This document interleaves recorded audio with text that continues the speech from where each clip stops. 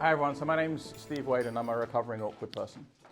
So, and judging by the faces and the laughs, I think I'm in good company. So, to give you an idea of how this awkwardness peaked, I was at my cousin's wedding and I was explaining GitOps to them as just some kind of soft conversation that I was having with people. You can probably imagine how my auntie felt. I was representing the family and I was building and talking in technical language and trying to impress people that don't give two flying craps about this kind of stuff. So there's going to be audience participation throughout this whole talk. This is not me behind a lectern giving you a lecture. You're going to be doing some things that you're going to find pretty awkward. I'm going to give you that pre-warning. Scan this. This will be both the questions at the end, but also I'm going to go through a set of polls during the talk. We'll take the questions in priority order. If I don't get to them at the end, come and grab me afterwards. More than happy to have a chat. So I want to start with 30 seconds of brutal honesty, which is the first question. So what percentage of your actual technical brilliance do you think that others perceive? Right? Is it less than 50%? So they barely see that. Is it 50 to 60%? So probably like half of my technical brilliance. Is it most can see that, or is it everybody can see it, I'm technically brilliant, everything's great? I'll let these come in for a second. 3 people are still ranking, 2 are still ranking. Right, so about half of us, right? And there's about 30 of us in here, and half of us seem to think that our technical brilliance isn't perceived, right? So now the question comes as why is that the case, right? Why is our technical brilliance not well perceived? So I'm going to start here. Does anyone have an idea what this percentage might be? 73%. So if I tell you that this is the number of projects that fail in organizations, why? Why do projects fail in organizations? What do you think this 73% represents? Sheer and utter communication breakdown. Nothing to do with how good you are, nothing to do with how good the code is. No AI, no LLM is going to solve this problem. You have to physically be able to talk to each other and communicate, right? If you can't communicate, we can't deliver any value. So my background is I played professional football till I was 18. And one of the things that we used to do in training is we used to play in silence, right? Guess what? It's practically impossible, right? So if you can't do elite sport in silence, how can you build software in silence, right? And how do people and organizations, when they work in silos, work? They are siloed communication areas, and the issues happen between those silos. And what are the issues? The fact that they don't communicate with each other. So the whole thing just fundamentally distills down to we need to be better communicators. So I want to start with this statement. The absence of words is not the absence of communication. So what do I mean by that? I mean, when I come to your desk and you won't interact with me and you're too busy looking at your computer, you're communicating with me, right? When I come up to you and I ask you a question and you're too busy on your phone trying to work out the next stupid thing that Elon Musk or Donald Trump is doing, you're also communicating with me. But guess what? You haven't said a single word. And all of you are communicating with me right now, and I can understand how you're communicating with me, and none of you are saying a single thing. Some of you are communicating relatively well. Some of you, we're going to work on it a little bit over the next 25 minutes. I'll let you figure out which one of those you fit in. So I want to introduce you to Sarah. So Sarah was a senior platform engineer in one of the teams that I worked within. Absolute genius, right? Probably one of the top 3 engineers that I've worked with in my career. And Sarah's job at this organization was to implement and improve the platform performance. So she built this POC really well, great architecture, pristine code. The project didn't go anywhere. Why? Hands up, shout out. Why do we think the project didn't go anywhere? Sure, the talk's about communication. Let's go a little bit more than that. They couldn't sell, nobody used it because you couldn't sell it. Yeah, they couldn't communicate the perceived value to the organization, to the stakeholders, to the people that are going to pay the check. Yep. Right? You obviously could because you built your own CI/CD solution. So you're an expert at that, right? We have to be able to convey the value that we need to deliver, right? We're all technically capable of delivering any type of solution, but you had to get buy-in. I'm using you because you're a primary use case. I'm not singling you out. But you were able to validate and communicate the perceived value. Otherwise, you would not be allowed to do the project. So here's the engineering paradox, right? I believe that we are incredible at talking to machines, right? We can communicate with these machines in multiple different languages, right? We can create systems that can connect billions of people together, right? But I guarantee you right now, if I asked you to talk to the person next to you, you'd find it really, really awkward. Unless you're sitting next to a friend. There's always a cap. There's always a brackets, right? So why is that, right? Why do people find it difficult to talk to other people, right? There was clusters of groupings around, probably people that they've familiarly talked with or people that they've communicated with before. How many of you, by show of hands, went and talked to somebody just now that you've never met before? Okay, that's a good number. But the reason why is because we debug our code with resilient persistence, right? But when was the last time you debugged how you communicate with someone? Never. Right? How do you talk to a CTO? How do you talk to an investor? How do you talk to a member of your team? How do you talk to a junior, the intern? Right? We never think about this, right? So how many of us would deploy untested code to production, right? Good for you.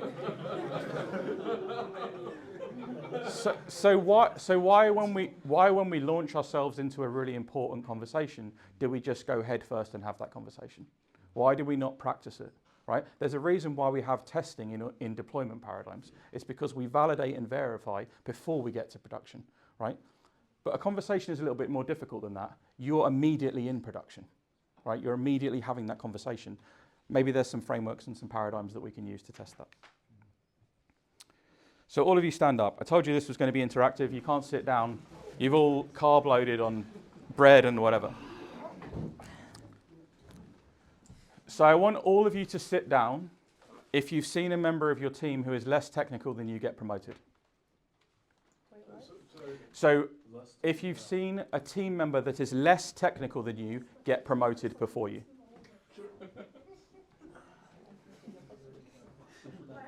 But here's the thing, is it to manager, because manager is not a technical skill. So that's that kind of the promotion. Any kind of promotion. So somebody less technical than you that got promoted within your organization, right? Now the people that are standing up, turn around. Right? Apart from the people that are actually standing at the back and didn't sit down in the first place. But, right? There's a large percentage of you, right? So why do you think that is? Right? Any ideas? You can all sit down now. I just wanted to see how uncomfortable I can make the whole exercise. Why do you think these people that are less technical than you can get promoted? Because they can communicate the value. That's it, right? So the communication is so important in our careers, in our career trajectory, but it's the least optimized thing that we do, right? We'll optimize our IDEs, we'll optimize our CI/CD solutions, we won't optimize the way that we communicate. And communication is the key to your career, right? You can't level up in your career unless you can communicate, right? Business and working as a team is all about communication. It's all about relationship building, right? If we can't build relationships, we're never going to get anywhere. So I want us to start thinking of communication like we think about a stack, right? We've got a tech audience. I thought we'd go with stack here. So what is the first level of communication? Shout out, what do we think it is? There's 4 layers of this stack. What's the top first level of the stack? Body language. Bingo. Non-verbal communication, body language, right? Facial expressions, right? How I gesticulate, how I'm moving my hands, right? If I'm sitting back, lying, like sitting in a boardroom with my arms crossed, right? I'm communicating. Second level, vocal delivery, right? Speed, tone, pace, right? How quickly I'm saying my words. The third one is the verbal content. This one's pretty important, right? The words that we actually say. This is the one that everybody forgets. For those of you who can't see at the back, it's context, right? What defines a really good ChatGPT, Claude, Grok output to a shitty one? The context that you provide it. If we don't have the context, it doesn't matter if we're really good at layers 1 to 3. We will fail drastically and badly, right? So like any good stack, They all work together seamlessly, but a failure at one level can cause the whole entire stack to fail, right? So maybe you're really good at your vocal content, you know what you're going to say, but the context is not set right. Right? So maybe how do you talk to a CTO in a boardroom maybe needs to be different when you're trying to pitch that value to how you try and get your lead to agree that you don't want to do BAU work and you actually want to do something and learn something new. Right? Those conversations are completely different. So I want to talk to you about hand signals versus speech. So is anyone familiar with the steeple? What I mean by the steeple? So the steeple is when you do this, right? So what does this signal to the person that's looking at it? Right, I'm doing this for people that can't see, right? Authority, calmness, right? If I start walking around and fiddling in my pockets, what are you looking at? Well, I'm fiddling in my pockets. Has Steve got a phone in his pocket? Has Steve got a wallet in his pocket? Is his phone vibrating? Is his pager going off, right? But if I can just stand here like this, it's you know, I'm listening directly to what you're saying and you are listening directly to me, right? So you can practice this and use this to your disposal. The other one is the platter, right? So I introduced myself to some of you this evening and I went like this. Hi, nice to meet you, right? Why did I do this? What does this signal? Open, transparent. I'm not going to be confrontational. I may say maybe something that you don't disagree with, but I'm here to build connection, right? What's the opposite? What I call the leveler. Hands down on the table, hands down over the desk, right? Conversation over, leave the boardroom, I'm done with you. Sorry, this is not going anywhere. You can say the same sentence using the platter and the leveler and they will sound completely and utterly different, right? It's the power of the body language, right? It's the power of these. So, an interesting fact is that your brain, when you're listening to me, is 12.5 times more likely to watch my hands than the words that come out my mouth, right? So I'm going to give you an example. I'm not going to say anything, and I'm going to explain to you a basic or complex programming concept without saying anything. Ready?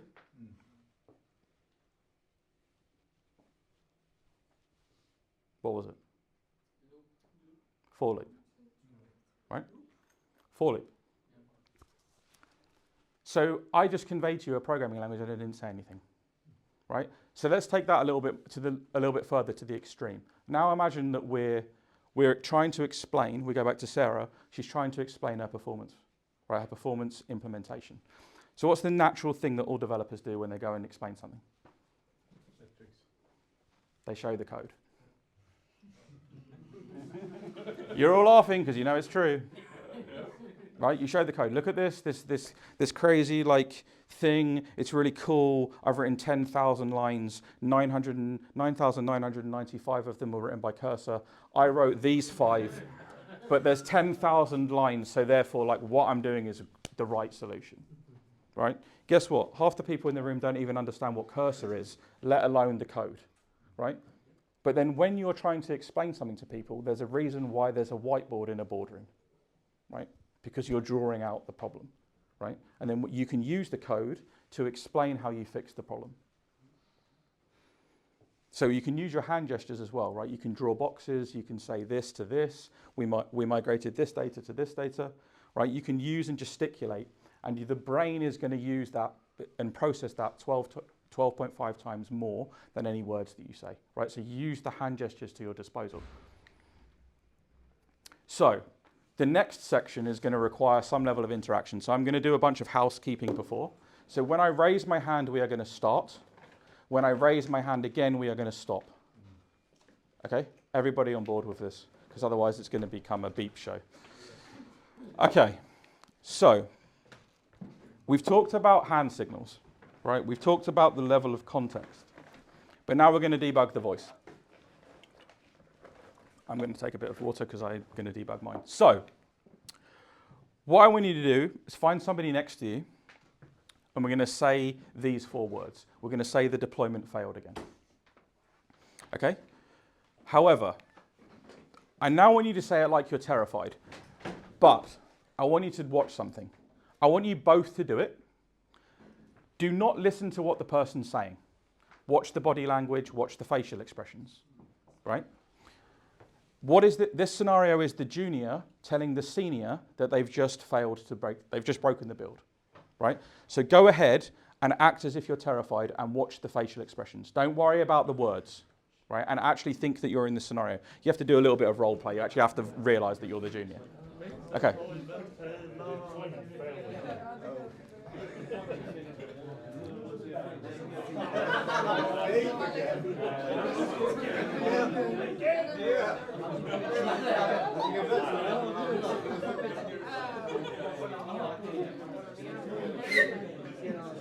That's way more appropriate. So now what I want you to do is I want you to do it like you're angry. So now you're the senior engineer telling the junior engineer, why have they broke the build again? Why the hell have you broke the build? We hired you to not break the build, to build features, right? Why are you breaking the build again? Right? So I'll give you 30 seconds to do this, right?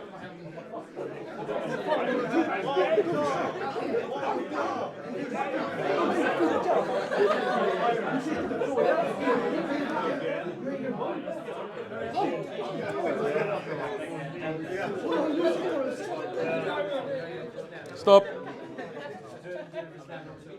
Okay, and now finally, I want you to do it. You're having too much fun. Finally, I want you to say it like you find it kind of slightly sarcastic. You find the whole thing hilarious, right? Oh, you've broken the build again. Like, why do you keep breaking it, right? So this is again, watch the facial expression, see what type of body language the person uses.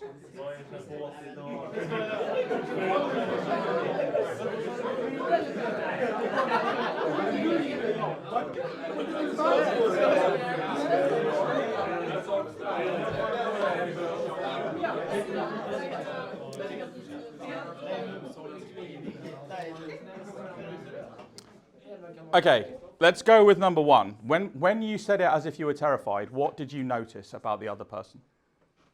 Did you notice anything interesting? I noticed a bunch of things in this area here. I wasn't looking so much at the back. What did people notice when they were terrified? Right? No eye contact. Correct. No eye contact, right? Or some of you in the front row specifically, this went back a little bit because you were like, oh crap, like I'm really terrified, right? None of you noticed because none of you were watching, right? It's these subtle details, okay? Then when you were angry, what happened, right? People were slapping their legs, people were flying their arms up, the volume increased drastically. What happened what happened in the, sarcastically hilarious? What happened then? More like movement and body language. Pitch went up. Correct. Pitch went up. It all went like that, right? It all got a little bit out of sync. So we said the same 4 words, and we got 4 completely different outputs, right? So now when you're on Zoom and you're communicating with people, honestly, how many of you are listening to what they say, and how many of you are watching their body language? Listening to what they say. Watching the body language. Okay. So what can I learn a lot from if I'm just watching body language? Context. Yeah, somewhat. The real meaning of what they're saying. Yes. Anything else? Imagine you're on a Zoom call, there's maybe like 15 of you. It's a team meeting. Everyone's on Zoom, right? Someone's talking, right? And I'm watching everyone else's body language, right? Oh. What am I learning? Who is paying attention? That's one reason, yep, for sure. Who is not contributing to this conversation, right? And why are they not contributing to this situation? So I'll give you a prime story. So I was in an organization, I can't give too much away, financial institute based out in London. And they had a massive attrition problem. I'm talking like 2 people leaving constantly from this team every month for 18 months, right? They have massive product teams. That's a different problem, but let's just keep moving. So I was in this organization and we were doing some platform work. And I said, look, I've got a pretty good idea now of what's going on, why you've got this attrition problem. So what I was doing is I was going to these meetings and I was listening and watching people around the boardroom, right? And what I noticed is I did this for about 2 or 3 weeks. I went there and I didn't really say much. I just gave my status update, right? Same old BS that we say every day, just to keep the product managers happy that we're moving forward. Sorry if you're all project managers. And what I noticed is there was 2 females within this organization, within this team, sorry. There was 2 females, and these females wouldn't say a word for the whole entire time. I'm talking sprint planning, I'm talking retrospectives, I'm talking, reviews, I'm talking demos of the product or the feature that they've just released this sprint. Okay, now guess what their roles were. Just guess. What do you think their roles were? No, we're talking product team. Small product, well, it's a large product team, but what do you think their roles were? Nope. Nope. QA. Guess what? They shipped a shitload of bugs. No one was happy. No one wanted to be there. No one listened to the QAs. All hell broke loose, right? No one thought to watch what was going on. They just listened to what was happening. Same person spoke constantly every meeting, really loud, therefore drives the conversation, and no one's talking to the people that aren't talking, right? So I was talking to someone about it at the back, right? I talk about double clicking on things, right? So when you're paying attention to body language, you can double click on things, right? So me standing here, when I'm looking at you, I'm watching your facial expressions, right? And I can start to think of certain things. Maybe you're questioning what I'm saying, right? Maybe you're wondering what the next slide is, right? But I'm watching what your body language is doing, right? So the next meeting that you go into, whether that's a physical meeting or a Zoom meeting, don't pay too much attention about what people are saying. Just watch the body language and then double click on things that you think are interesting. So, I want you to do this exercise. I want you to introduce yourself to the person next to you.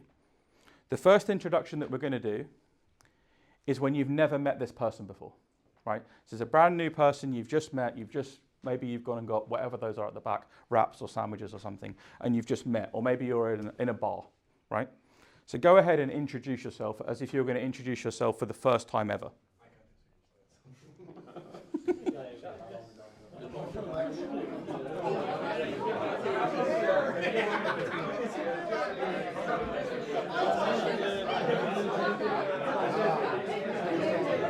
Okay.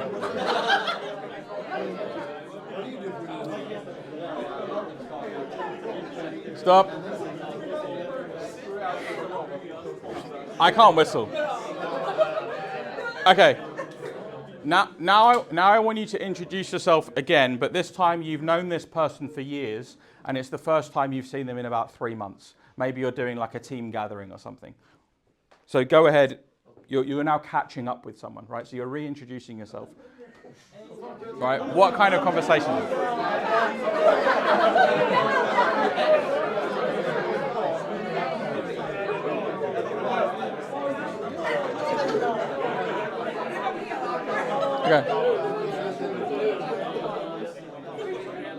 Okay. So how many of you said this when you first introduced yourself? Hey, what do you do? Okay. Then maybe someone said, hey, how are you? How have you been? Okay, a few of you, right? So they're what I call conversation dead ends, right? Because the conversation ends after the person responds, right? Hey, how are you? Fine, thanks. What do you do? I'm a developer. Oh, I'm an engineer, or I work in the platform team. And then what happens when you have these types of conversations? You really have to think about the next question you ask. And the next question is solely based on their previous answer. So these are what I call transactional conversations, right? It's like verbal ping pong across a ping pong table. Guess what? You can't build relationships by playing verbal ping pong. It won't work, right? So when I asked you, or if I asked you, what do you do, right? Subconsciously, what do you think the brain's thinking? Just guess. I ask you, what do you do? Show interest. Nope. Anyone else? So there's a study that around 87% of people literally think, how much is that person worth? So In what sense? So imagine I told you that I was the cleaner. Yeah. You have a preconception of me immediately, right? Whether you would admit it or not, right? So then you say, okay, I don't have anything in common with the cleaner, and you're probably going to exit maybe stage left, right? Or then subconsciously, after you've worked out how much is this person worth, the next logical thing is this person useful to me, right? We're all about building relationships. We all want people that are useful to us, right? But to build the connection with people, you've got to get way past that stage, right? It's not about how much is the person worth. It's not about the job that they're doing, right? So luckily enough, I'm going to give you the power of the right query, right? So to give you an idea, I was talking to you about the cleaner just a second ago. So I was working in an organization. Unfortunately, it was another financial institute. I seem to spend all my time in banks. And I was working late one night, and the cleaner came in. So I said, normal, classic Steve. I said, hey, what do you do? The cleaner. Oh, shit, I've got nothing to do with the cleaner. I have a cleaner at home. I don't really clean. Like, this is a little bit awkward. Like, I don't really know where we're going to go, right? Then I asked her a slightly different question a couple of weeks later. I asked her this. I asked her, have you been working on anything exciting recently? And what you would have noticed is some of you that I engaged with this evening, I actually asked you this question.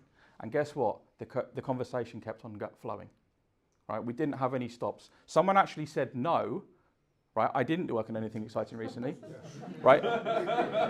But guess what I did? I changed the context, right? They went, I'm not working on anything interesting at work. So I went, oh, okay, what about outside of work?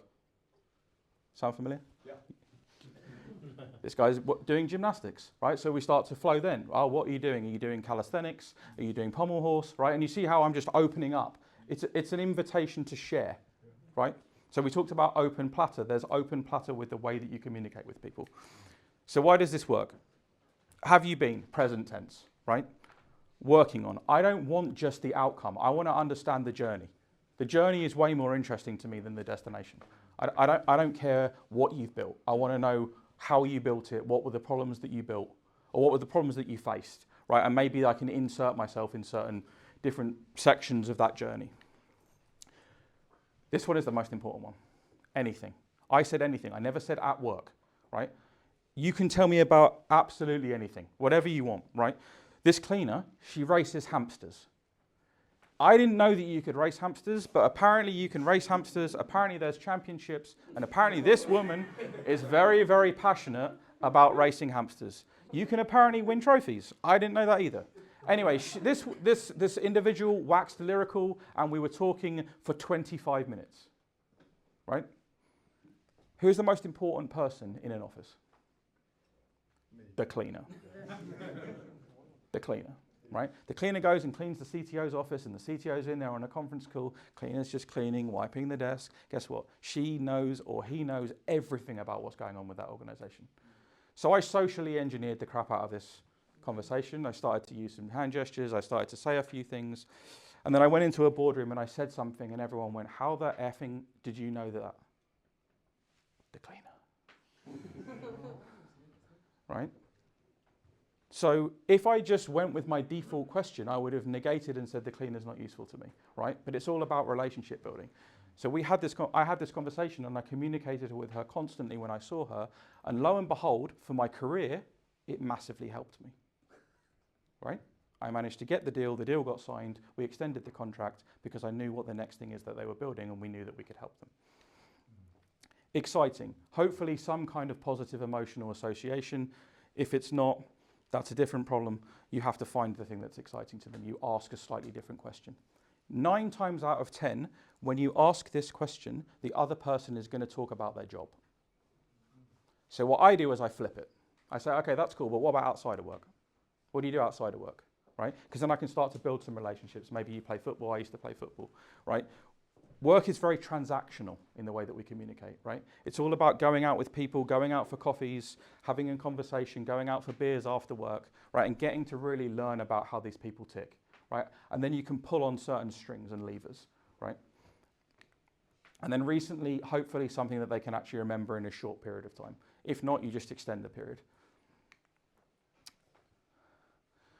I already talked to you about the cleaner. So, I gave you a set of tools that are at your disposal to be able to leverage. So now I want to ask you, where do you need them the most? If my mouse works. So do you need them in explaining technical concepts to technical people? getting buy-in in architectural decisions, speaking up in meetings, or negotiating salaries / promotions.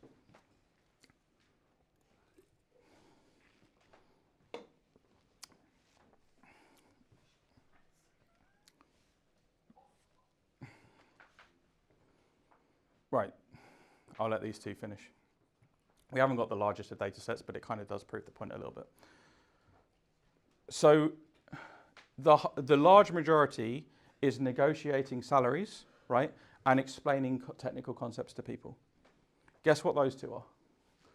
Those will drastically improve your career trajectory, right? The bottom two are really not that useful, right? Speaking up in meetings, okay, just shout a little bit louder probably, right? Getting buy-in for architectural decisions, just cursor the crap out of it, commit the pull request, and someone will approve it, right? They're not super important, right? But the top two that you've deemed are the most important are the ones that move your career forward. And if you remember when I went back to the beginning, and I asked you about your perceived perception, right? It was about halfway, right? So actually now what we need to do is we need to focus on the way that we can communicate, because it drastically impacts our career, right? One simple question can open up the scope for you to be able to do that. So I want to go back to Sarah. So I was coaching Sarah within this organization and within this product team. So I said to her, look, the reason why it didn't work is because you couldn't communicate the perceived value well enough. So here's what I reckon you do. The first thing you do is I want you to get the whole platform team in a room, and I want you to present what you're going to present to the CTO or the product owner, right? I want you to practice it, right? We talked about testing in applications. Now we're talking about testing in communication. So she tested it, you know, as any good platform engineer or any good engineer in general, we tore it to complete shreds because we love like putting red markers and failing and telling people that they can't merge pull requests. It's basically the same thing. And then we said, look, let's look at her body position. Where is she sitting in a room, right? Where's the most powerful position you can sit around a table? Does anyone know? Anyone have a guess? Did you say round table? No, around a table. Oh, sorry. So if you're in a boardroom and it's a round, square, or any table, where is the most powerful position for you to be able to sit? Farthest from the door? To see the door, Yes. right? So it's very easy for me to strategically have a very difficult conversation if I back the person with their back towards the door, right? So when you go into an interview, where do you sit? With your back towards the door, because they want to intimidate you. Right? So never sit in the seat directly behind the door. Always go slightly further wide. Don't make it a full face-to-face conversation. Slightly distance yourself either side, and actually it throws them off their equilibrium.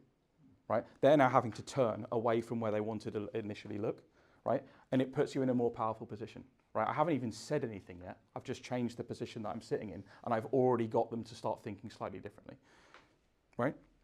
So she practiced this, she used hand gestures, she drew diagrams, and guess what?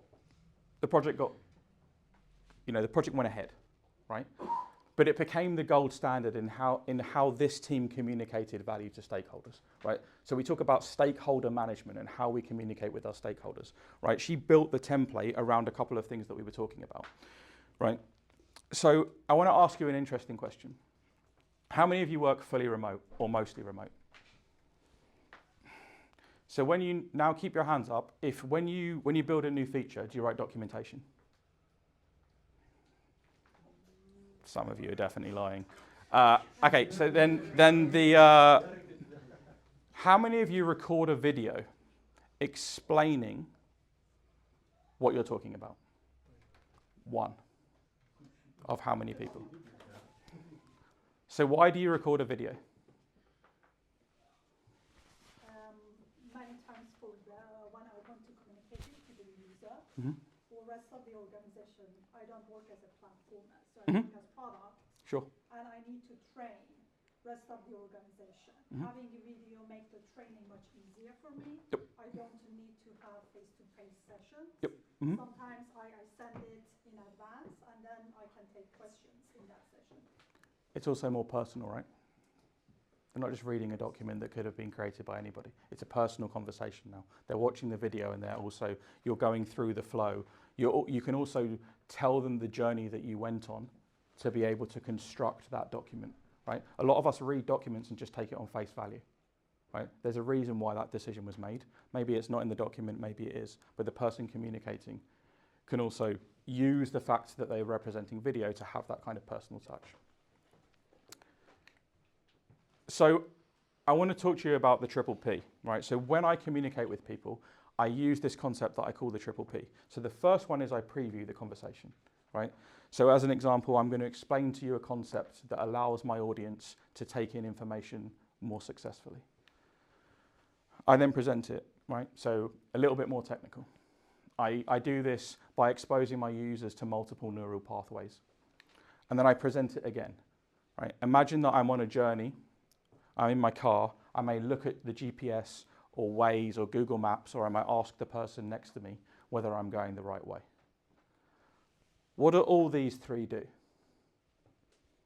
What did you notice when I started to change?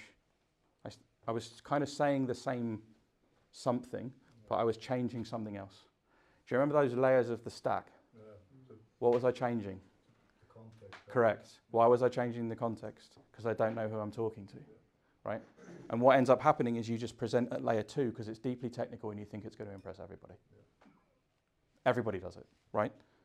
But actually, if you use this, you can talk to anybody, right? There can be an intern in that meeting room. There can be a senior. You can't steal this.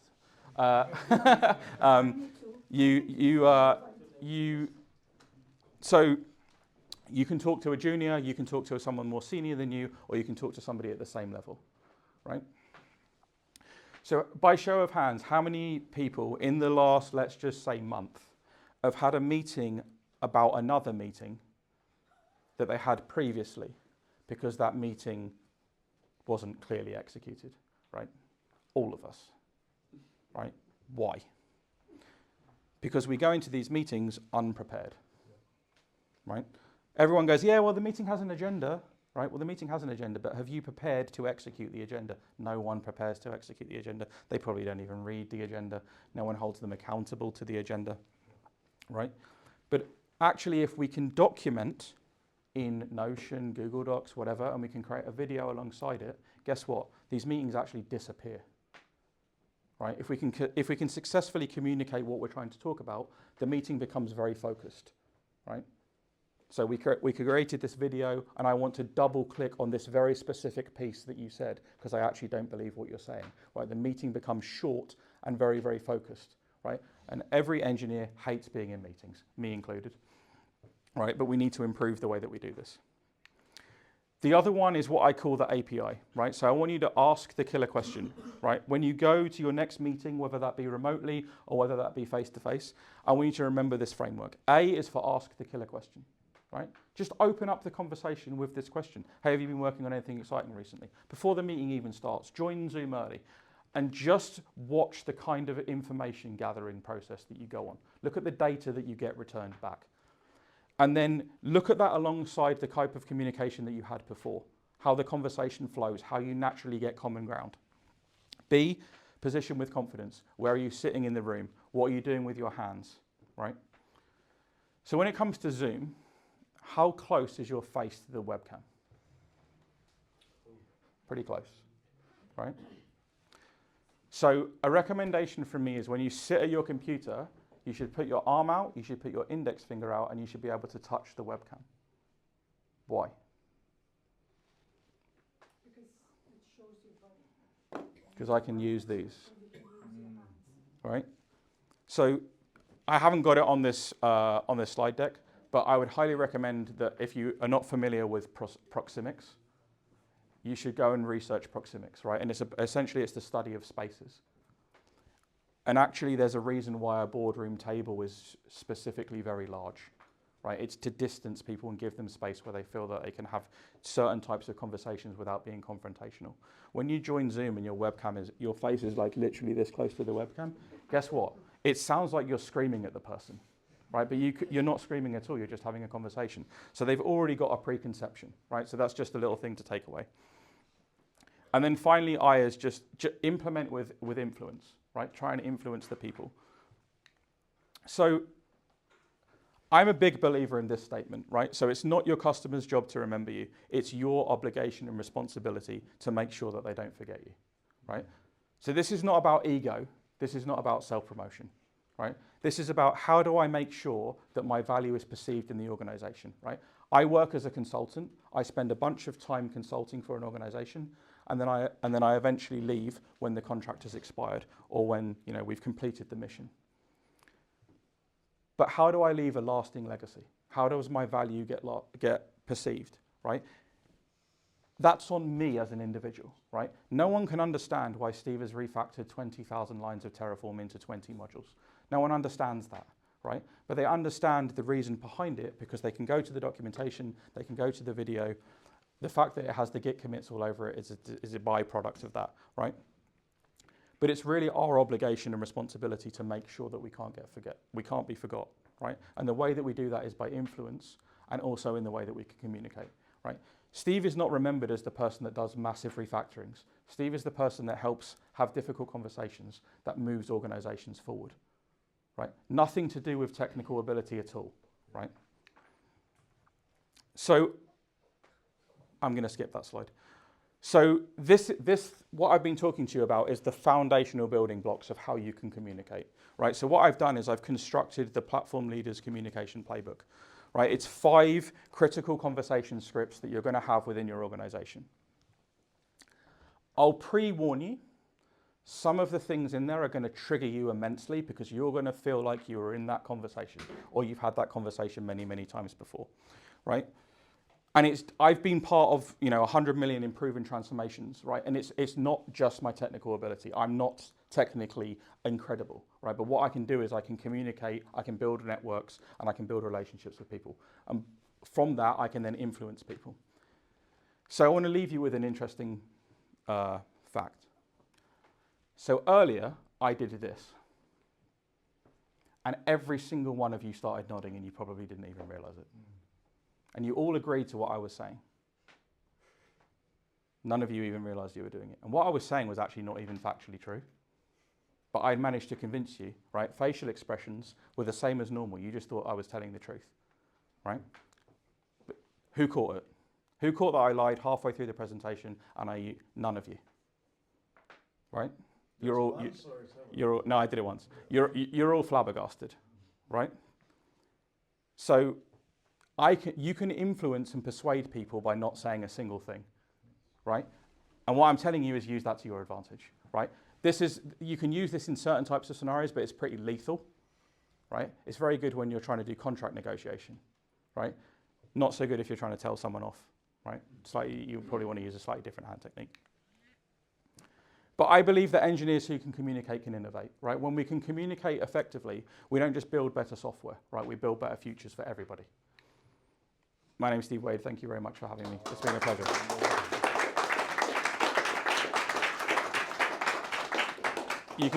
You can connect with you at the bottom. There's a feedback form because, continuous feedback and all that. It takes no longer than 5 seconds. And then you can download the playbook at the one on the left.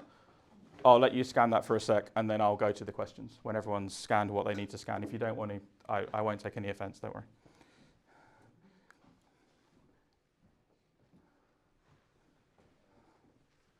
Everybody got it? Yep. If not, just come to me afterwards. No questions. That's the easiest Q&A I've ever had. No. Does anyone have any questions? Theo? How do you deal with the exact opposite? For example, let's say that you have a very gifted engineer in your team, and they do stuff that the rest of the team is having a hard time to comprehend, and they're not good at communicating. Do you think that this is necessary for a team, or would you consider this as a downfall? I think we all have to be able to communicate, right? But the value of a team is to rise the standards of others, right? And a good leader is about raising standards. And standards don't need to be technical standards. They can be communication standards. So I would say, why is this person not communicating? So I would double click on the fact that they're not communicating, right? And I would say, okay, this week you're going to lead sprint planning, and the person's going to go, no, I can't do it. It's all right. It's a safe space. I'll help you. We can go through it. Right, and it's all about building confidence, right? The person probably doesn't communicate because they don't feel confident enough to communicate it. 9 times out of 10, there's someone within that team who has a dominating presence, right? And that dominating presence is mostly the person that talks the loudest, or joins the meeting immediately and starts talking and doesn't shut up, right? So what you also need is you need to have a safe space within that team for someone to tell somebody else to shut up politely, right? You've talked enough. This is a 30-minute meeting. You've had 20 minutes, and there's 10 people on this call, right? We need to hear other people's opinions. I would recommend that if you're having that type of problem in the organization, that you actually try and get this type of conversation and communication going, right? It's about people feeling safe to open their mouths, right? A lot of people don't open their mouths because they don't feel confident enough to do it. But it's not necessarily internal confidence, right? It's a confidence in someone's going to shoot their answer down immediately, right? So a prime example is when you're having a conversation with someone, right? Me and you are conversing, and you finish what you're saying, and I immediately start talking. What do you think? Doesn't listen. This person hasn't listened to jack shit of what I said and he just has his own opinion, right? One was if I just paused for 3 seconds and then said the exact same thing that I would have said previously. What do you think? Yeah. Oh, he deeply respects what I'm thinking. He's mentally processing what I've just said and he's coming back with something, right? I didn't say anything. I just gave you, I made you feel safe, right? I think your idea is batshit crazy and I don't want to implement it. Right? But I've at least subconsciously made you think that I value what I'm saying. We don't always value what everybody says, right? But we make them feel comfortable enough to do it the next time. So one of the things that I'd recommend is try and give yourself, it's really hard, I'm still trying to get better at it, is to give yourself 3 seconds to respond. Don't immediately just jump. And watch the type of the conversation and rapport that you build with people. That would be my suggestion. Breathing helps. Say again? Breathing. It's an interesting thing that you say there, right? So when somebody talks, what's the first thing that you should hear? Someone taught me this and I don't practice it well enough, right? It's the person's breath. Okay, now we're going to start conversing, right? But that doesn't happen. Bang, straight away, immediate response, right? Like a classic LLM, immediate bullshit straight away, right? We don't give ourselves that time to think. And if we give ourselves that time to think, we can drastically change how we're perceived. It's all about perception. Anybody else? Hey. What would you recommend for people who are struggling with some parts of communication, like for example, autistic people or people from like significantly different culture sphere? So there's 2 things, right? One is, and it sounds much easier than it is to do, is to just practice it. Right, practice that type of conversation. So like a lift is a primary example, right? No one ever starts a conversation in a lift. We did because we're in the same lift, come on. Because we know each other, right? When's the last time you went into a hotel and had a conversation with the person that you're in the lift with? Never, right? If you have, you're in the minority, let me tell you. It happens when the Okay. lift stops. Say again? When the lift stops. Yeah, hi, have a nice evening. Yeah, No, and when then. it stops, frozen. You're stuck. Oh, yeah, that's a different story. But most people, right, they just say, "Oh, have a good evening," right? But actually, if you get into this in the scenario where you put yourself in somewhere very, very awkward, right, you've got to get comfortable being uncomfortable, right? Once we get comfortable being uncomfortable, we can do literally anything, right? So the next time you're in a lift, it's going to feel awkward as F. Start a conversation. Ask that question. Right? The lift is like 30 seconds. The worst is you have a horrific experience, right? And you're never going to do that again, right? But there's a reason why the LLM doesn't produce the perfect output immediately, right? You have to train it and get better at it. It's the same with the way that we can communicate. The other way is go to acting classes, right? You will get very uncomfortable immediately. They will get you to do some crazy, crazy stuff, let me tell you. Did you do it? Yeah, I did it, right? So if it was a longer presentation, I would have got you to do some of the things that we do. But you get, say again? What did you do?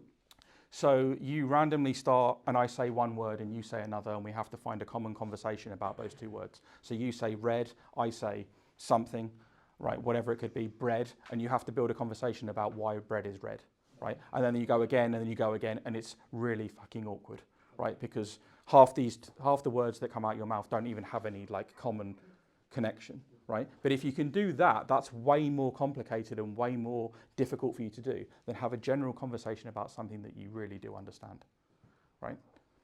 So acting and speech coaching is something that I'm a big believer in, specifically like acting classes, right? Because the people that you go to acting classes with, one of the things is they don't know you because no one goes to acting classes with their friend, let's be honest.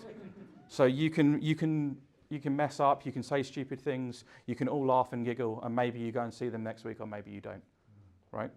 But it's about getting uncomfortable. You have to get uncomfortable, right? And it's really, really uncomfortable. The first time I was on stage here, when I did public speaking, I had a 30-minute speaking slot. I finished in 7.5 minutes.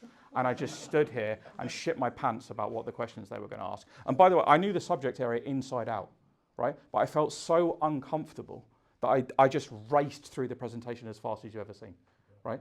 I had loads of content. It was like next. Yeah, am I done? Sweet. Okay, oh shit, 7 minutes. Now you can ask me 23 minutes of questions, right?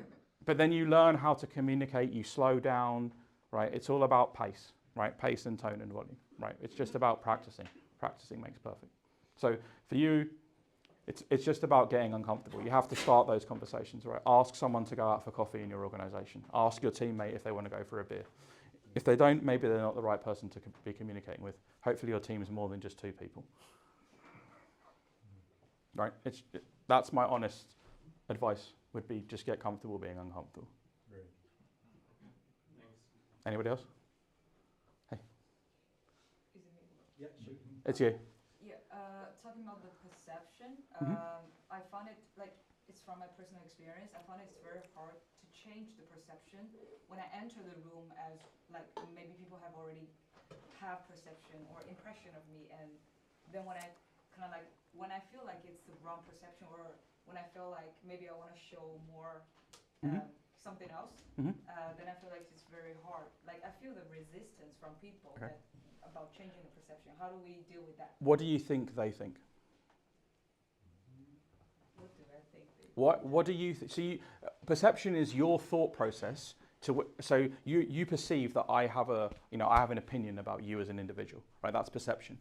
Yeah. So what do you think the other people perceive about you? So flip the question the other way around, right? So what are you worried about? That's a good question. Right, it's a very good question, right? And then once you understand that, the way that you position yourself, the way that you communicate, is the opposite of what they think they perceive you as. So they perceive you as someone that's extremely quiet, very quiet, not going to really speak. Guess what? You go in there and you just own the meeting immediately. Right, I've got something that I want to say. This is what I'm going to say. You're all just going to sit here and listen to it. And they're going to go, what the heck? She doesn't do that normally. Right? And you've immediately got their attention. Right? So the other thing, right, is when I started, right, I didn't tell you where I was from. I didn't tell you what my job was. But you immediately all started laughing and you're all engaged when I told you I was a recovering awkward person. Because I know what you're all thinking. You're all thinking, he's going to tell me he's from here, he does this is his job. Guess what? I flipped the script. Right? So what you need to do is when it comes to perception in an organization, flip the script. Think of what they're thinking and flip it the other way around. And do something that they're not expecting. Sit in a different seat. You have your laptop open, close your laptop.